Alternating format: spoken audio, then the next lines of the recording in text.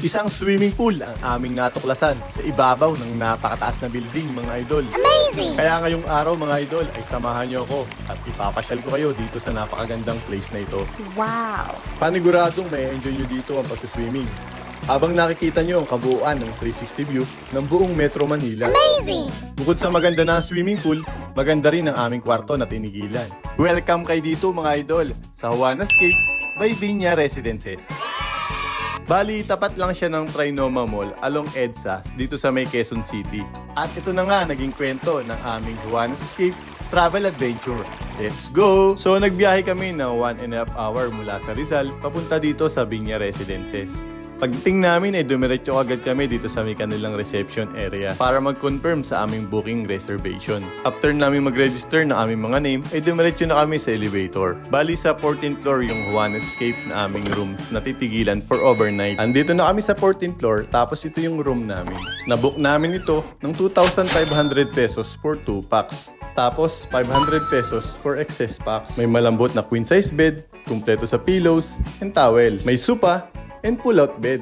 Kaya kasya ang 2 packs dito. May smart TV, kaya pwede kayo manood ng Netflix at YouTube habang naka-stay kayo dito. At kung mahilig kayong kumanta, meron din sila ditong microphone na pwede kayong mag-videoke. May malakas na internet connection dito sa Juanas Cape, kaya kahit work from home kayo, ay hindi problema, mga idol. Meron din board games for kids, merong dining table for 2 packs. Ito naman yung kanilang kitchen na fully equipped ng mga cooking wares. May refrigerator, microwave, electric kettle, rice cooker, at induction cooker na pwede kayo magluto anytime. At may complete cooking utensils din. Tapos dito naman sa side, andito yung comfort room with shower and heater. Kapag andito kayo sa Juanas Cape, pagbukas mo nitong kurtina ay makikita mo ang may napakagandang view. Ang ganda ring tumambay dito sa may part ng bintana.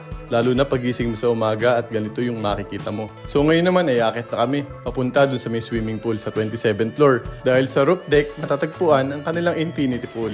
Bali meron nga palang bayad dito sa swimming pool. 100 pesos per head from Tuesday to Friday. And 150 pesos naman pag Saturday and Sunday. Kapag 12 years old and below, ay free lamang sa swimming pool. Ang saya nga mag-swimming dito dahil first time namin mag-swimming sa ibabaw ng roof deck. Siguradong mag-e-enjoy kayo dito sa kanilang infinity pool. Kahit saan sulok ng swimming pool, ay makikita mo ang view ng buong Metro Manila. At kahit kasama nyo ang inyong mga kids ay hindi problema dahil may kiddie pool din sila na ang lalim ay 2 feet lamang. And 4 feet naman para sa adult pool. Napaka-aesthetic at Instagrammable talaga kapag andito kayo sa roof deck. Perfect nga dito mag-picture at umaura ng bonggang-bongga. At lalong-lalo na sa gabi, napakaganda ditong pagmasdan ang buong city lights ng Metro Manila. Kaya ano pang inaantay nyo, mga idol? Puntahan na natin tong Juanas Cape by Viña Residences. For booking and inquiries, mag-PM lang kayo sa official FB page ng Juanas Cape by Viña Residences. So paano, mga idol? Hanggang dito na lang. Ako nga pala si Kamoting Gala PH, ang inyong travel guide para sa inyong next travel destination. Ride safe!